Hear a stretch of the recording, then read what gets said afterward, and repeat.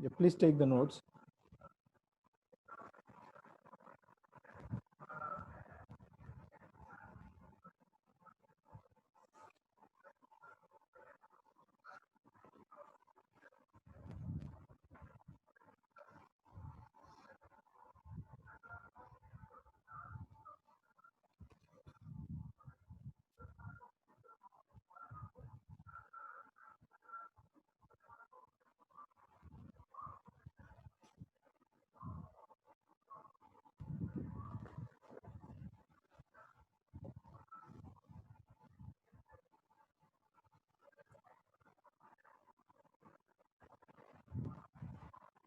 Now we will see some special reactions with the boron reagents.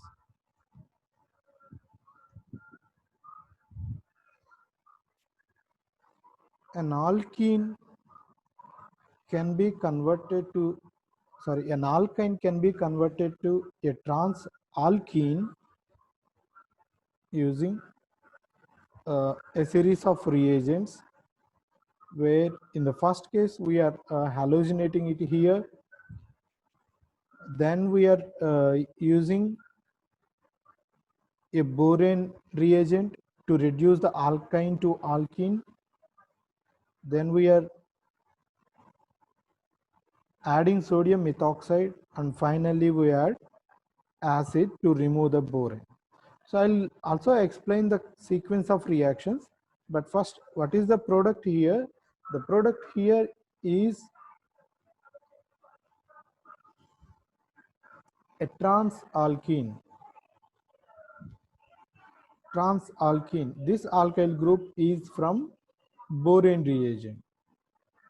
This alkyl group is from boron reagent. Now I will explain how this sequence of reagents will convert this terminal alkyne to trans-alkene. Okay, the first step, the first two steps, it is a alkyl lithium reagent, because the acetylenic proton is more acidic in nature. So the alkyl lithium reagents will pick up this proton. So the alkyl lithium reagent generates an acetylenic anion. Acetylenic anion. Then when we add halogen, iodine or bromine or chlorine, then what happens?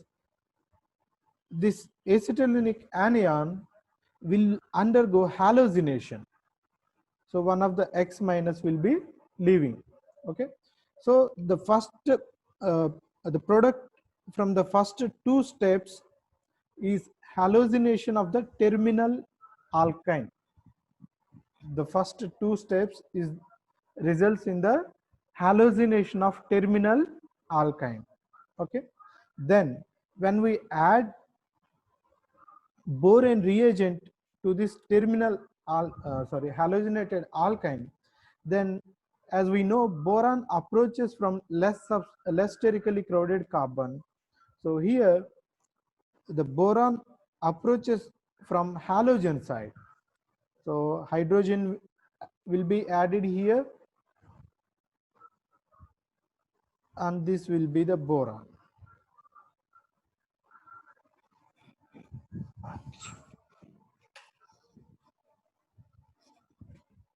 This will be the boron. Okay, so because boron addition is a syn addition, boron addition is a syn addition, so boron adds to this triple bond like this. Then when we add sodium methoxide, sodium methoxide is a base, at the same time sometimes, like here, it acts as a nucleophile. Sodium methoxide, oxygen O minus, more electron rich. In this molecule, boron is the electron poor center, right? Boron is electropositive. It is a good Lewis acid. So O minus now will attack on boron. O minus will attack on boron. So what we are getting is a hydrogen here, halogen, then boron.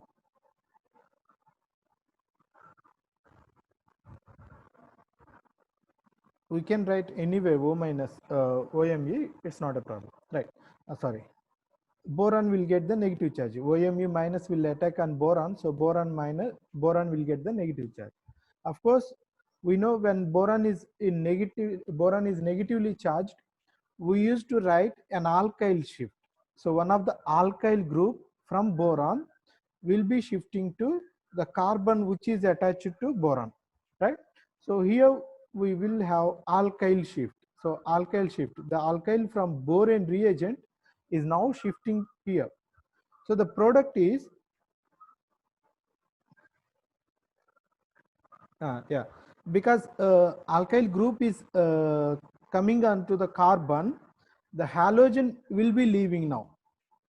Halogen will be leaving now. So alkyl group which is shifted from boron, the bond is not broken, right? Carbon boron bond is not broken. Previously it is used to break, but here we are having an additional good leaving group, halogen. So instead of breaking this carbon boron bond after alkyl shift, what happens? This good leaving group, halogen, will be leaving. So boron will be moving that side.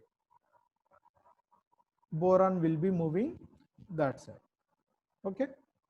So here we have alkyl shift that enables the expulsion of halogen. Okay. And finally, what we are adding? We are adding an acetic acid source. So acid source generates a hydrogen in place of boron, right? Acid source generates a hydrogen in place of boron. So this is what we are getting the product. So it is R1. It is R1, this is R2. So this is how we can generate a trans alkene from a terminal alkyne, or from here also halogenated alkyne. Okay. Yeah, please take the notes.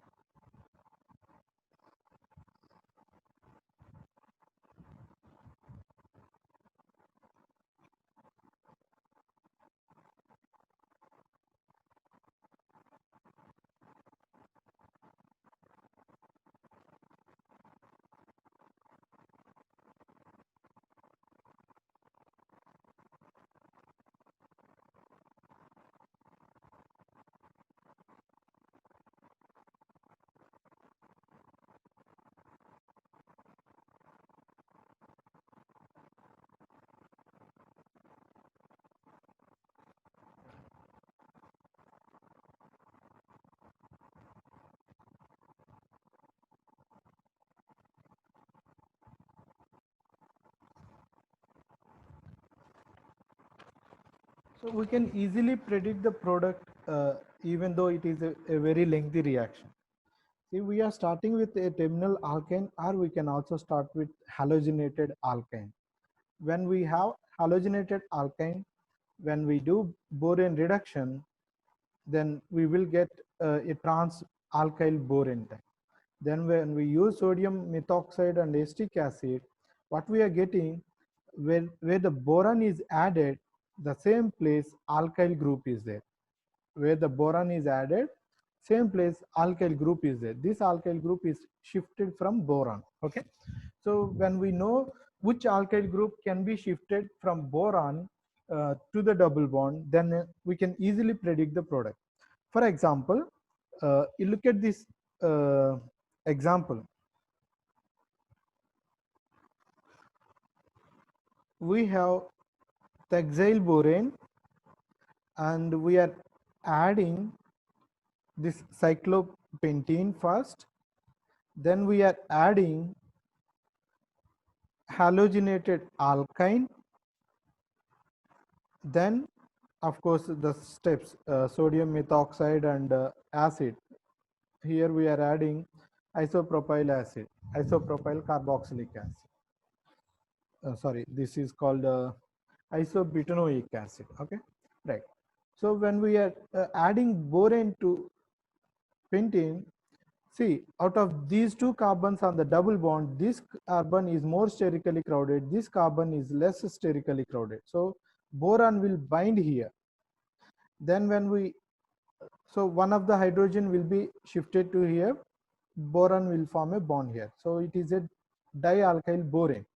Now when we add triple bond to this, then boron will add here, because n-butyl group is bulky, bromine is less bulky. So hydrogen will add here, boron will add here. When we add sodium methoxide, which alkyl group will migrate? Whether the hexyl group will migrate, or this cyclopropyl cation will migrate. As I said earlier, the alkyl shift, it depends on the stereochemistry of the carbon. The hexyl group is a bulky group, so it is not that easy for the alkyl migration when we have the hexyl group. Whereas this fellow, it is a secondary alkyl group. So compared to tertiary, secondary alkyl group can migrate easily. So here, the R group, which is migrating, it is this cyclopropyl group, but not the hexyl group. Okay. So what we will have is n-butyl, a double bond. Of course, we will get a trans, but here we need to look for this, whether we will get a cis or trans on this. We will get a trans here. Okay. Hydrogen and boron will approach this molecule from below the plane, so methyl group will be above the plane. It may be a reverse also. Okay, this methyl group will be below the plane, this bond will be above the plane, so that is also possible. So here we need to look for two stereochemistries. Stereochemistry around this alkene, it should be trans, and stereochemistry around the substituents on cyclopentane, they are also trans. So we can easily predict the product. We don't need to write all these steps. So we can directly predict the product also. Only thing is, where boron is adding, the same place alkyl group will be shifted. So n-butyl group, boron will add here, So the group which is shifting will be here only.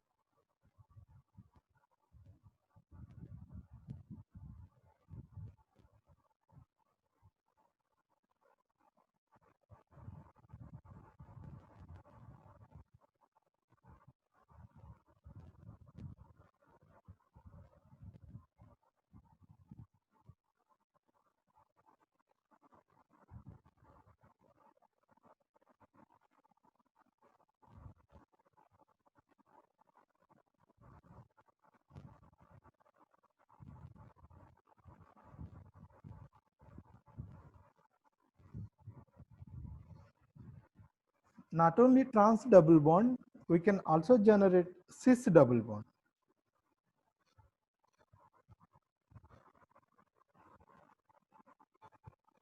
But the reagents will be different. So we don't use sodium methoxide or halogenation. We will directly add boron to terminal alkyne. Then we will add one more alkene and we will oxidize it. You practice this mechanism, okay, NaOH and H2O2. When we do this, we will get a cis alkene.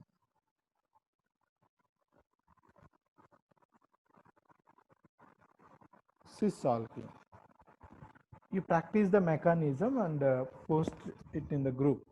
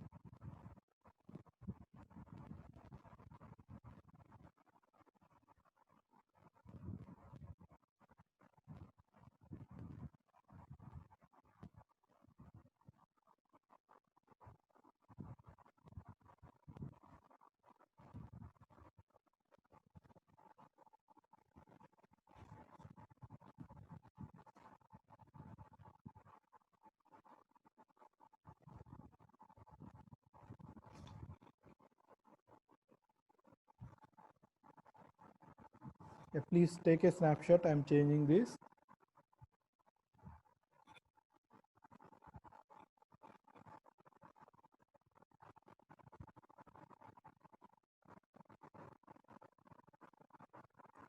Okay. I'll give two more examples on boron reductions.